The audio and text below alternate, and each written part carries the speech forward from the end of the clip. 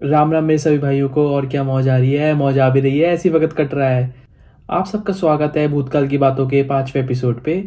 इस सीरीज़ में हम बात करते हैं जो भूतकाल में बातें हुई हैं, या फिर कोई सेलिब्रेटेड पर्सनालिटी की, या फिर किसी से भी जो भी हमें इंस्पायर कर सके। तो आज के एपिसोड में हम बात करेंगे द ग्रेट बिशन सिंह बेदी के बारे में। बेदी साहब जो इंडिया के पूर्व कप्तान थे, जिनका हाल ही में देहांत हुआ है, हम उनको श्रद्धांजलि देना चाहेंगे। और आज हम बात करेंगे कैसे उन्होंने पूरी एक पीढ़ी को, ना ही केवल एक पीढ़ी को बल्कि आने वाले कई पीढ़ी को इंस्पायर किया क्रिकेट खेलने के लिए, और क्रिकेट को इंडिया में इतना फेमस किया। कैसे उनके अलग तरीके थे गेम के लिए, अलग तरीके होने के बाद भी इतने पॉपुलर आदमी थे, वो इतने अच्छे क्रिटिक थे और बहुत ही शानदार इंसान थे। बेदी साहब ने इंडिया की कैप्टनसी भी करी और काफ़ी सारी ग्लोरी लेके आए हमारी कंट्री के लिए वो। आइए एक नज़र डालते हैं बेदी साहब के करियर पे और उनके अचीवमेंट्स पे। बिशन सिंह बेदी हमारे दादाजी के टाइम के प्लेयर थे। 1960 में वो खेला करते थे, उन्होंने खेलना स्टार्ट किया था।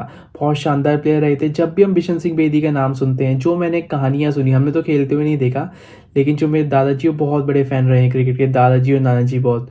तो जब भी मैंने उनसे कहानी सुनी, वो हमेशा बताते थे कि जो बिशन सिंह बेदी थे, बहुत ही अच्छा सा एक्शन था, बहुत स्मूथ एक्शन था, अच्छी फ्लाइट देते थे, अच्छी गाइल देते थे, बैट्समैन को डिफीट करते थे। बिशन सिंह बेदी का जन्म 1946 में पंजाब में हुआ था, इंडिपेंडेंस से पहले। बिशन सिंह बेदी स्टार्टिंग से ही बहुत टैलेंटेड प्लेयर थे।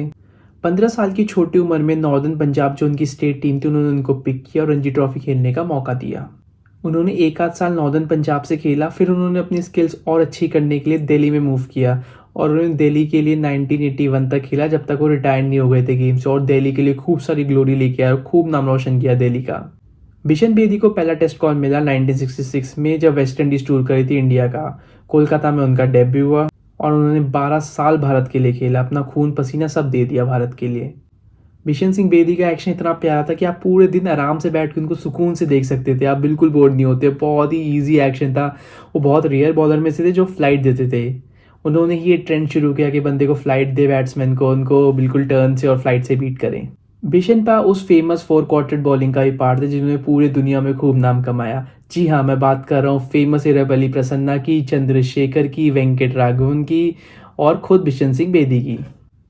टीमें इनके नाम से खौफ खाती थी। इतना कैरिज्मा और इनका प्रेजेंस था इन 4 बॉलर का, आप इमेजिन नहीं कर पाएंगे। जो इंडियन की पहली टीम होती थी जो 60s में खेलती थी, उनकी जो फॉर्मेशन होती थी उसमें ये 4 स्पिनर होते थे और सिर्फ एक, जी हाँ, सिर्फ एक फास्ट बॉलर होता था। और नई गेंद की शाइन निकालने के लिए हमारे सुनील गावस्कर साहब और दिलीप वेंसारकर बॉलिंग करते थे। आप सोच सकते हैं ये एक तरीके से ऐसा हो गया कि विराट कोहली ओपनिंग बॉलिंग कर रहे हैं इंडिया के लिए, वो भी नई बॉल से। तो ये कंडीशन थी उस टाइम, लेकिन इन लोगों ने तब भी बहुत अच्छा संभाला इंडियन क्रिकेट को। बेदी साहब उन गिने चुने इंडियन क्रिकेटर में थे जिन्होंने जाके काउंटी क्रिकेट खेला 60s में। उन्होंने नॉर्थएम्पटनशायर को रिप्रेजेंट किया काउंटी क्रिकेट में। खाली रिप्रेजेंट नहीं किया, बेदी साहब के पास सबसे ज़्यादा रिकॉर्ड है विकेटों का एज एन इंडियन। बेदी साहब का रिकॉर्ड था 434 विकेट का, जो कि मोस्ट विकेट्स है एज एन इंडियन की काउंटी क्रिकेट में अब तक के इतिहास में, और ये अब तक नहीं टूटा है। बिशन पाकी में आपको best bowling in the match बताऊंगा और ये बताऊंगा कि वो कहाँ पे थे, तो आप बिल्कुल ही आश्चर्यचकित हो जाएंगे। मेरे को पूरा यकीन है पहली बार में कोई गेस भी नहीं कर पाएगा 1960s में खासकर। बिशन पाका जो बेस्ट मैच फिगर था वो था 10 for 194 गाइस।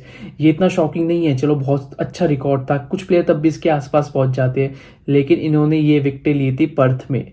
जी हाँ, पर्थ के उस वाका ग्राउंड में जो 1960s में बैट्समैन का बिल्कुल ही कहर होता था। बैट्समैन डरते थे उसमें पेस बॉलर को खेलने से, इतने बड़े बड़े क्रैक्स होते थे वाका के ग्राउंड पे।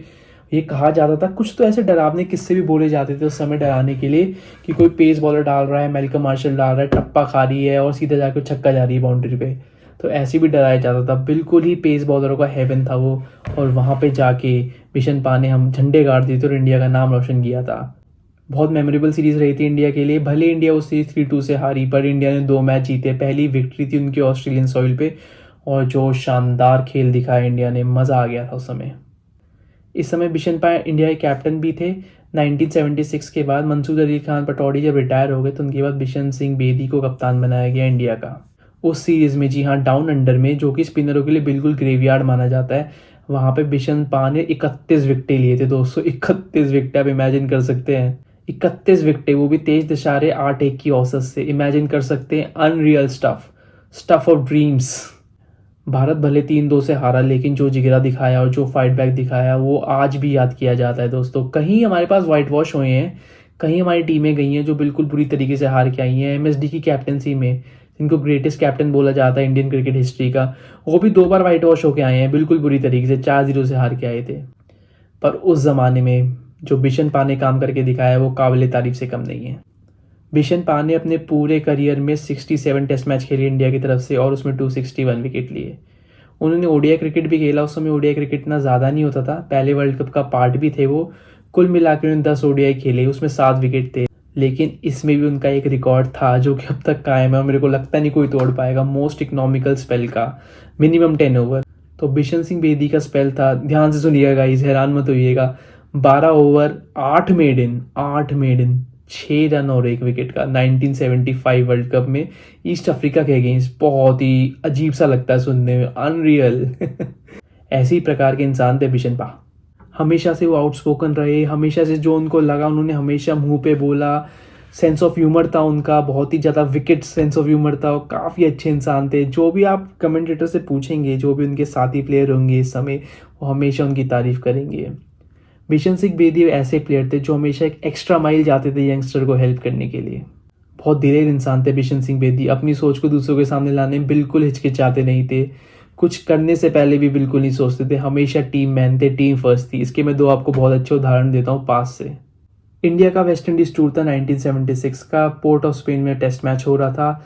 वेस्ट इंडीज़ ने बहुत शानदार बैटिंग करते हुए इंडिया को स्कोर दिया 406 का चेस डाउन करने के लिए। 406 चौथे इनिंग में दोस्तों, ये आज के टाइम में भी इम्पॉसिबल स्कोर है, पर 1976 में इंडिया ने इसको चेस डाउन किया। वेस्ट इंडीज़ इतनी बुरी तरीके से हर्ट हुई जिसके कोई कहने नहीं, और उन्होंने अगले टेस्ट मैच में फिर वो किया जो अब तक याद रहता है सभी क्रिकेटर्स को। तो उन्होंने टेस्ट मैच हारने के बाद 4 प्रोलॉन्ग पेस अटैक खिलवाया, सारे पेसर और कोई स्पिनर नहीं, उन्होंने दगादग बाउंसर मारे इंडिया वालों, खूब बाउंसर पेले। तो इसका रिजल्ट ये हुआ, इंडिया पहले इनिंग में बैटिंग कर रही थी, 306 पे थी, और उन्होंने कुछ बैट्समैन रहते ही डिक्लेयर करना पड़ा उनको, क्योंकि सारी बाउंसर पड़ रही थी। उस समय तो हेलमेट भी नहीं होते थे, कोई गार्ड भी नहीं होते थे, सब राम भरोसे चलता था। उस समय बाउंसर मार रहे थे, वो भी उनके बॉलर इतने लंबे होते थे, 6.5 फुट के, और तगड़ी बाउंसरें मार रहे थे उस समय। तो काफ़ी प्लेयर इंजर्ड हुए, और जब बॉलरों की बैटिंग आई तो ये डर था कि मतलब वो इंजर्ड हो गए तो फिर बॉलिंग कौन डालेगा और उनको कुछ लग ना जाए, बहुत ज़्यादा क्रिटिकल वो ना हो जाए, इंजरीज ना हो जाए, करियर थ्रेटनिंग इंजरीज ना हो जाए। इसे देखते हुए कप्तान बिशन बेदी ने इनिंग डिक्लेयर कर दी अपनी, 306 के स्कोर पे डिक्लेयर कर दी। और ये सेम चीज़ वेस्ट इंडीज़ के बॉलर ने इंडिया की सेकेंड इनिंग्स में भी करी। इंडिया के सिर्फ 2 विकेट गिरे थे, लेकिन वो कंटिन्यूस बाउंसर मार रहे थे, जैसे तैसे करके प्लेयर बॉडी पे ले रहे थे, किसी कहीं लग रही थी, हेलमेट भी नहीं थे, सिर पे लग रही थी। तो उस समय कैप्टन बिशन सिंह बेदी ने सिर्फ इंडिया के 2 विकेट गिरे थे और डिक्लेयर कर दिया था। ये क्रिकेट हिस्ट्री में तब से लेके अब तक करीबन 50 साल होने वाले होंगे इस बात को। 50 ही क्यों, अब जितना भी कलेक्टिव पूरा जो टेस्ट मैच हुए हैं, टेस्ट मैच की हिस्ट्री है, वो आज तक मैंने नहीं ऐसा ना सुना ना देखा कि बंदे की सेकंड इनिंग में 2 विकेटें हुई हैं किसी टीम के, उन्होंने डिक्लेयर कर दिया और मैच दूसरी वाली टीम को रिवॉर्ड की तरीके से दे दिया है। ये थे बिशनपा, अपनी टीम के लिए हमेशा खड़े होने वाले, हमेशा स्टांस लेने वाले। जो दूसरा किस्सा है वो इंडिया वर्सेस पाकिस्तान के एक ओडीआई मैच से है। भारत चेस कर रही थी, उनको 14 बॉल में 23 रन की जरूरत थी। उस समय अनलिमिटेड बाउंसर होते थे, कोई उस पर वो नहीं होती थी टॉप बाउंसर की, आप सिर्फ 2 बाउंसर डाल सकते हो, उनमें सिर्फ 1 डाल सकते हैं। हेलमेट भी नहीं थे, तो पाकिस्तान बॉलर खूब बाउंसर लगाए जा रहे थे। तो उस टाइम बिशनपा ने, जो सरफराज नवाज थे पाकिस्तान के कप्तान, उनको समझाने की कोशिश करी, लेकिन वो तब भी नहीं माने। पर पाकिस्तान के प्लेयर मानने वाले कहाँ थे, उन्होंने लगातार बाउंसर मारना स्टार्ट करा। लगातार एक से बढ़कर एक भीषण बाउंसर आ रही, एक यहाँ से जा रही है, कोई सिर पे लग रही है, कोई गले पे लग रही है। इंडियन प्लेयर इंजर्ड हो रहे थे, उनको डर लग रहा था। करियर थ्रेटनिंग इंजरीज के डर के चक्कर में बिशन सिंह बेदी ने इंडिया के इनिंग को फोरफिट कर दिया, मैच वहीं रद्द कर दिया गया और पाकिस्तान को रिवॉर्ड कर दिया गया। किसी को कुछ भी लगे, कोई कुछ भी सोचे, कोई भी बोर्ड का प्रेसिडेंट कुछ भी करे, इंडिया पाकिस्तान मैच दोस्तों बहुत बड़ा मैच होता है, उसको फोरफिट करना कोई छोटी और आसान बात नहीं होती, बहुत रेपरकशन होते हैं उसके। लेकिन बेदी साहब ने एक बार ये मन बना लिया तो बना लिया, वो दोबारा अपनी टीम को वापस नहीं लेके आए और उन्होंने पाकिस्तान को मैच रिवॉर्ड में दे दिया।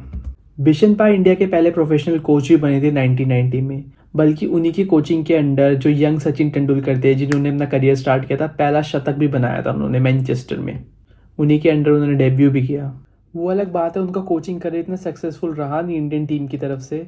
बेदी साहब के इंडियन क्रिकेट कोच के टेन्योर में काफ़ी कंट्रोवर्सी भी आई। एक टूर था ऑस्ट्रेलिया का जहाँ पर इंडिया बुरी तरीके से हारी थी, 1992 का टूर था। वहाँ पे जाके बेदी साहब ने थोड़ा कमेंट कर दिया था इंडियन क्रिकेट टीम पे कि ये इंडियन क्रिकेट टीम को सी में डंप कर देना चाहिए। इतने ओपन थे बेदी साहब। उनका कोच का करियर भले इंडियन क्रिकेट टीम के साथ इतना कुछ खास नहीं रहा हो, पर वो डोमेस्टिक क्रिकेट में लेजेंड थे। एज अ कोच और एज अ मेंटर उन्होंने पहले दिल्ली को 1978 और 79 में उनका पहला रणजी ट्रॉफी टाइटल जितवाया, और उसके बाद उसको बैक किया डबल टाइटल से। 79 और 80 के सीजन में उन्होंने दोबारा रणजी ट्रॉफी जीती दिल्ली के साथ। और फिर 1992 में जब वो पंजाब पे कोच थे, उन्होंने उनको पहला और इकलौता रणजी ट्रॉफी टाइटल जिताया। मेरे को कमेंट में बताइए गाइस, किसको ये पता था कि पंजाब आज तक रणजी ट्रॉफी टाइटल जीती है? सच बताऊं तो मेरे को भी नहीं पता था इस पे रिसर्च करने से पहले। बेदी साहब की सबसे अच्छी चीज़ मेरे को लगती थी उनकी एक स्टेटमेंट थी जो मेरे दिल के बहुत ही करीब है। काम ऐसा करो जिसमें सुकून और जुनून दोनों है। बहुत ही ज़्यादा सेंसिबल स्टेटमेंट थी, बहुत ज़्यादा मीनिंगफुल स्टेटमेंट थी, बहुत डेप्थ है स्टेटमेंट में। बेदी साहब कभी भी अपनी बातें बोलने से कभी नहीं हिचकिचाए। वो T20 गेम के सबसे बड़े क्रिटिक थे, सबसे ज़्यादा वो उसको डिप्रिशिएट करते थे। उनकी नज़रों में T20 क्रिकेट नहीं था। किसी एंगल से आप कह सकते हैं ये बात सच हो, उनके लिए क्रिकेट सब कुछ था और T20 क्रिकेट उनके लिए किसी सर्कस से कम नहीं था। उनके कुछ किस्से मेरे को बहुत याद आते हैं। एक शेन वॉर्न का किस्सा मेरे को याद आ रहा है। जब शेन वॉर्न इंडिया टूर कर रहे थे तो बहुत नाम था सचिन तेंदुलकर का। शेन वॉर्न बहुत परेशान थे कि सचिन तेंदुलकर को आउट कैसे किया जाए। फिर वो मिले बिशन सिंह बेदी से। तो बेदी साहब ने उनको अपने स्टाइल में सलाह दी। शेन वॉर्न ने बेदी साहब से पूछा, hey man, how can I get Sachin out? इसके जवाब में बेदी साहब ने बोला, he is such a great batsman, he has every shot in his arsenal, he is not afraid of anything and he is in his prime. You just have to bring this closing fielder to play with his ego. The great batsman of any generation doesn't like fielder around his bat. और यही बात Shane Warne के दिमाग में बैठ गई। उन्होंने ऐसी ही फील्ड लगाई और उन्होंने सचिन तेंदुलकर को गली में कैच आउट करा दिया। तो उसके बाद आपने देखा होगा शेन वॉर्न का फेमस सेलिब्रेशन, उन्होंने ऐसे जाके अपनी कैप बो डाउन की थी बिशन सिंह बेदी को। बिशन साहब तो भाई मुरलीधरन के बहुत बड़े क्रिटिक्स थे। वो मुरलीधरन को बोलते थे भट्टा मार रहा है, ये 1000 विकेट भी ले ले तब भी शेन वॉर्न की बराबरी नहीं कर सकता, उसके लिए रनआउट जैसे है। इस बात से मुरलीधरन इतने भड़क गए थे कि उन्होंने एक लीगल नोटिस भी भिजवाया बिशन सिंह बेदी को। ये बात पता थी आपको? बहुत हिलेरियस बात है, सोच के देखिए, बिशन सिंह बेदी को लीगल नोटिस बुलाया है। एक और मेरे को फनी किस्सा याद आता है जॉन बुकिनन का, जो कि ऑस्ट्रेलिया के 3 time world cup winning coach थे। तो एक्चुअली जॉन बुकिनन कोई क्रिकेटर नहीं थे, वो बस एक क्रिकेट एनालिस्ट थे जिनको हेड कोच का पोजीशन मिला था। तो कई सारे लोग बोलते थे कि जॉन बुकिनन सबसे बेस्ट कोच है, बलाना फलाना डलाना। तो फिर एक बार फिर उनकी मुलाकात हुई बिशन सिंह बेदी से। तो बिशन सिंह बेदी ने उनको बोला कि do you make the Australian team great और the Australian team make you a great coach? इतना विकेट और सेंस ऑफ ह्यूमर से भरा रिप्लाई, मजा आ गया सुन के। बिशन सिंह बेदी का इस गेम में कंट्रीब्यूशन बहुत ही बड़ा है। बिशन सिंह बेदी एक ऐसे इंसान थे जो कि हमेशा एक एक्स्ट्रा एफर्ट डालते थे प्लेयर से कनेक्ट होने के लिए, उनकी मदद करने के लिए और हमेशा उनकी हौसला अफजाई करने के लिए। आप किसी भी इंडियन प्लेयर को देखिए, जो भी खासकर जो भी लेफ्ट आर्म बॉलर होंगे, लेफ्ट आर्म स्पिनर होंगे, उनका बहुत बड़ा इंपैक्ट रहा उनकी लाइफ में बिशन सिंह बेदी का। मुरली कार्तिक को ले लीजिए, खुद रविंद्र जडेजा को ले लीजिए जिन्होंने उनका रिकॉर्ड तोड़ा था, वो हमेशा बिशन सिंह बेदी की तारीफ ही करेंगे। कैसे उन्होंने उनको हेल्प करी और कैसे उन्होंने हमेशा उनको प्रोत्साहित किया आगे बढ़ने के लिए। भले ही बिशन सिंह बेदी आज हमारे बीच में नहीं है, पर उनकी लेगेसी हमेशा इंडियन क्रिकेट और हमारे बीच और हम जैसे क्रिकेट फैंस के बीच में रहेगी दोस्तों। उम्मीद है दोस्तों आपको आज का एपिसोड अच्छा लगा होगा। प्लीज़ कमेंट करके हमें बताइएगा। इस वीडियो को ज़्यादा से ज़्यादा लाइक और शेयर कीजिए, खासकर अपने उन क्रिकेट फैंस को जिनको क्रिकेट के पास्ट में जानने में बहुत इंटरेस्ट है। Thank you.